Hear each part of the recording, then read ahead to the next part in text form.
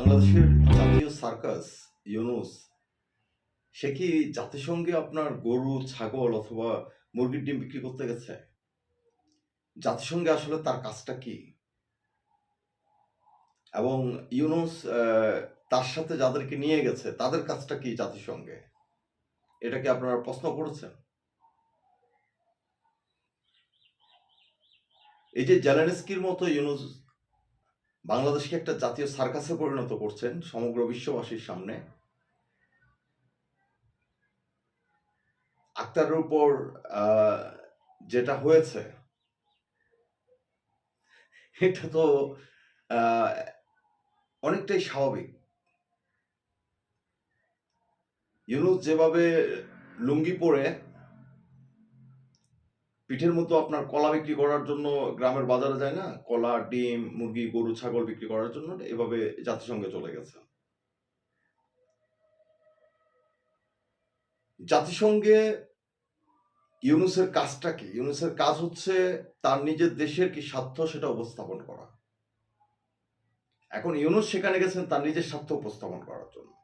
অর্থাৎ তিনি তার যে প্রভুরা আছে ডিপ স্টেট তাদেরকে দেখাতে চাচ্ছেন যে দেখেন আমাদের দেশের গরু, ছাগল এবং মুরগির আন্ডা বাচ্চা সব আমরা এক আছি।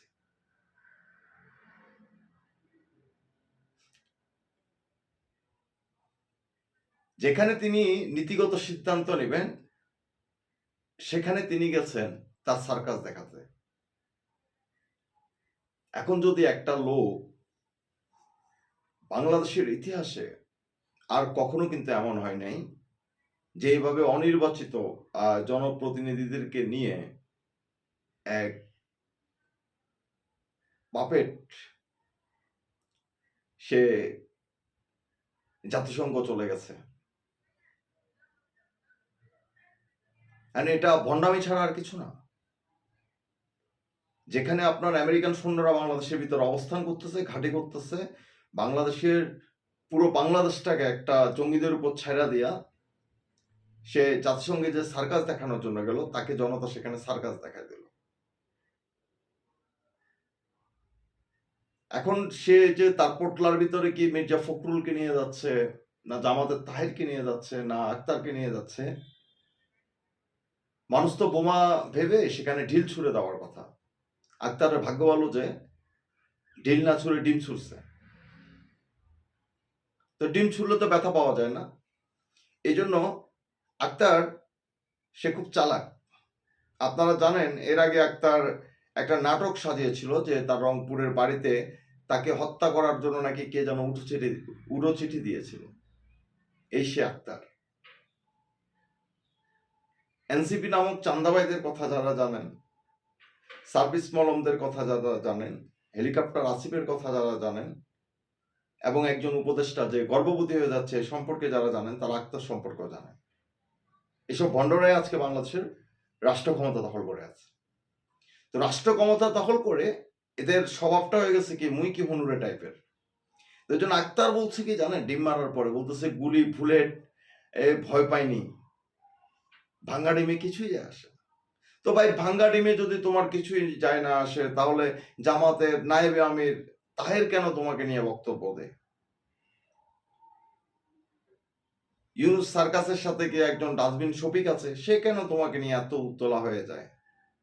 এবং আরো আশ্চর্যের বিষয় হচ্ছে বাংলাদেশের সোশ্যাল মিডিয়াতে একটা যৌনবিজ্ঞানী আছে, সেই যৌনবিজ্ঞানী তাসনিম জারও ভীষণভাবে উনি দুঃখ পাইছেন।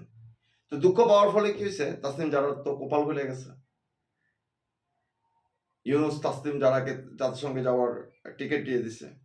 এনসিপি বলছে যে বিএনপির যদি 2জন সদস্য যাইতে পারে তাহলে এনসিপিরও 2জন যাইতে হবে, জামাতের যদি 2জন যাইতে পারে এনসিপিরও 2জন লাগবে। তাকতারের সাথে এখন একটা মেয়ে বান্ধবী লাগে না, তার জন্য তাসনিম জারাকে পাঠানো হচ্ছে।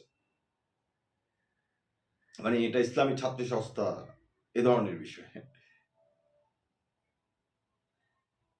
আপনারা অনেকেই জানেন যে সর্বশেষ যে 8ম জাতীয় সংসদ নির্বাচনে জামাত অংশগ্রহণ করেছে,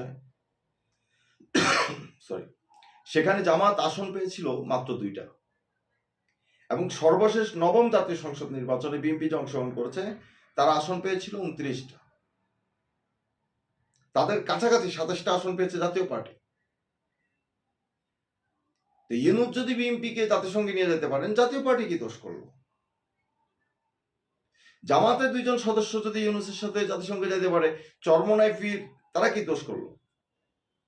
হেফাজতের আমির মামুনুল হক সে কি 501 নম্বরে গেছে এজন্য তাকে নেওয়া হয়নি? আমার তো মনে হচ্ছে জামাত হেফাজতকে টিস্যু পেপারের মতো ব্যবহার করে ছুঁড়ে ফেলে দিচ্ছে। নির্বাচন আসলে 2-3টা আসন দিয়ে বললো যা বেটা পাক। এটাই হচ্ছে আসল বাস্তবতা। মানে ইউনূস যাই করছে সবকিছু গায়ের জোরে করছে। যেমন করে আপনার 26 মলম বলতেছে শাপলা প্রতীক তাদেরকে দিতেই হবে। মানে শাপলা প্রতীক তাদের বাপদাদার সম্পত্তি, তারা যেটা চাইবে সেটা তাদেরকে দিতে হবে। কিছুদিন আগে দেখেছেন গোপালগঞ্জে তারা যায় একদম বঙ্গবন্ধুর মাজার উপরে ফেলবে। এরপরে কি হলো? আপনার চোরের মতো সেনাবাহিনীর ডিক্কির মধ্য দিয়ে পালায় চলে গেল। এই যে বিভিন্ন জায়গায় যে ইউনূস এবং ইউনূসের সাঙ্গপাঙ্গদের মার খাওয়া শুরু হয়েছে, তাদের উপর জনগণের যে ঘৃণা প্রদর্শন শুরু হয়েছে, এটা যে কোথায় যায় ঠেকবে সেটা পিনাকিয়া স্পষ্ট করে বলে দিল যে ইউনূস যাওয়ার সময় হেলিকপ্টারও পাবে না। এখন ইউনূসের পাজামার রশি ধরে যে এনসিপি ঝুলে আছে, নাহিদ আসিফ, সার্ভিস মলম এবং গেউ গেউ হাসনাতরা, তারা যখন ইউনূসের রশি ধরে টান দিবে, ইউনূসের তো ফ্যান খুলে যাবে। এই যে ভয়টা ইউনূসকে গ্রাস করেছে, সেখান থেকে ইউনূস জাতিসংঘে আক্তার, তাসনিম জারা এবং রাজাকার আপনার নিজামীর ছেলেকে পর্যন্ত সে সেখানে ইনভলভ করেছে প্রতিনিধি দলে। এটা যে শুধু হাস্যকর তা কিন্তু না, এটা রীতিমতো মানে একটা নাটকে পরিণত হয়ে গেছে যে ইউনূস মনে হয় মঞ্চ নাটক করা শুরু করে দিয়েছে তার মেটিকুলাস ডিজাইনের। নিজেকে লর্ড অফ ইন্ডিয়ান ওশেন প্রমাণ করার জন্য মানে ইউনূস তার লুঙ্গির নিচে, তারপরে তার টুপির নিচে, তার পাঞ্জাবির পকেটের ভিতরে মানে যাকে তাকে ঢুকিয়ে যেখানে সেখানে উপস্থাপন করছে। এটাই কি ইউনূসের কাজ? জাতিসংঘে তো আক্তারের যাওয়ার কথা না, জাতিসংঘে তো বিএনপির মির্জা ফখরুলের যাওয়ার কথা না, জাতিসংঘে তো জামাতের আবু তাহেরের যাওয়ার কথা না। তাহলে এসব ভণ্ডামি কেন করছে ইউনূস? কারণ ইউনূস তার প্রভু আমেরিকাকে খুশি করতে চায়, তার প্রভুকে দেখানোর জন্য, তার প্রভুকে বোঝানোর জন্য সে বুঝাতে চায় যে ছাগল, গরু এবং মুরগির ডিম আমাদের সবার একসাথে একটা প্রজনন ব্যবস্থা করতেছে ইউনূস, যে দেশের সব রাজনৈতিক দল তার সাথে আছে। আসলে কি তাই? ইউনূস কি সমগ্র বাংলাদেশের প্রতিনিধিত্ব করে? ইউনূস কি কোনো নির্বাচিত প্রতিনিধি? এনসিপি কি কোনো সংসদ নির্বাচনে প্রতিদ্বন্দ্বিতা করেছে? তাদের যে সদস্যরা আছে তারা গ্রামে একটা মেম্বার হওয়ার যোগ্যতা রাখে? এই জামাতে ইসলাম সর্বোচ্চ 2001 সালে সম্ভবত 17টা সিট পাইছে। জামাত কি সমগ্র বাংলাদেশের নেতৃত্ব দেওয়ার মতো ক্ষমতা রাখে? আর বিএনপির তো বর্তমানে যে অবস্থা, একদম ধ্বজভঙ্গ অবস্থা, যেটা আপনারা ডাকসু নির্বাচনে দেখলেন কিভাবে ইসলামী ছাত্র শিবিরের মতো একটা সংগঠনের কাছে তারা পরাজিত হয়েছে। তার তো রাজনৈতিক মেরুদণ্ডই নেই। তাদের নেতা দেশে আসবে না আসবে না সেটার কোনো নিশ্চয়তা নেই। এতদিন ধরে বিএনপির ল্যাঞ্জা ধরে জামাত ঝুলেছে, এখন জামাতের ল্যাঞ্জা ধরে বিএনপি চলতেছে। একটা দল মেরুদণ্ডহীন হলে যা হয়, এই সব মেরুদণ্ডহীন দল, সার্কাস দলগুলাকে এক কইরা ইউনূস জাতিসংঘের কাছে এক নতুন বাংলাদেশকে উপস্থাপন করতে গেছে। উনি যে বিশ্বের দ্বিতীয় জেলেনস্কি হয়ে গেছেন এটা হচ্ছে তার প্রমাণ, যার কারণে আপনারা দেখলেন যে আক্তারকে একটা উচিত শিক্ষা দিয়ে দিল জনতা। আক্তারকে যদি নিউ ইয়র্কে উচিত শিক্ষা দিতে পারে, হাসনাত, সার্ভিস মলমদেরকে যদি বাংলাদেশের ভিতরে বাংলাদেশের মানুষ ডিক্কির মধ্যে ঢুকাই দিতে পারে, তাহলে এদের অবস্থা কিন্তু আরো করুণ হবে। ইউনূস বাংলাদেশে যে জঙ্গিবাদী রাজত্ব, হত্যা, সন্ত্রাস, লুট, দর্শন এগুলো শুরু করেছেন, উনি পৃথিবীতে কি শান্তি স্থাপন করবেন? উনি নিজ দেশে তো অশান্তি লাগিয়ে রেখেছেন, গৃহযুদ্ধ লাগিয়ে রেখেছেন। একটা বন্ড প্রতারক বাটপারের হাতে আজকে পুরো বাংলাদেশ বন্দী।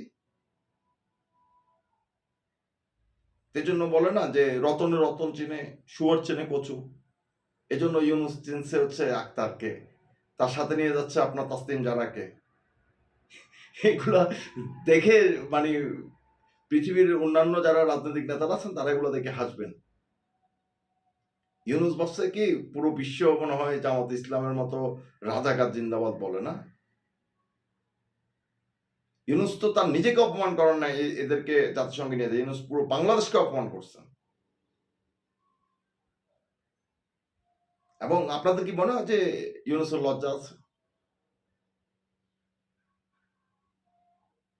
এটা কাণ্ড জ্ঞানহীন মানুষের মতো কাজ করেছে সে। সেই ২৬ বছরের বাচ্চাদেরকে জাতিসংঘে নিয়ে যায় কি প্রমাণ করতে চায়? আমেরিকা তাকে কলা দিয়ে দিবে, তাকে প্রধানমন্ত্রী বানিয়ে দিবে, অথবা তারেক জিয়া ইউনূসের জন্য প্রধানমন্ত্রীর আসন ছেড়ে দিবে, অথবা জামাতে জিন্দাউলি যে ক্ষমতায় যাওয়ার জন্য ২ বার চিত হয়ে যায়, শুয়ে পড়ে, সে ছেড়ে দিবে? নির্বাচন আসলে বুঝবেন যে বিএনপি জামাত চরমোনাই পীর ঐক্যবদ্ধ আছে না নাই। নির্বাচন আসলে বুঝবেন যে হেফাজত কোন দিকে ঠেলা দেয়। নির্বাচন আসলে বুঝবেন বাংলাদেশে আরো বিরোধী দল আরো সংগঠন আছে কি নাই। আওয়ামী লীগ কি জিনিস, জাতীয় পার্টি কি জিনিস। একটু ফেব্রুয়ারি মাসটা আসতে দেন, তখনই ইউনূস বুঝে যাবেন যে কত দানে কত চাল।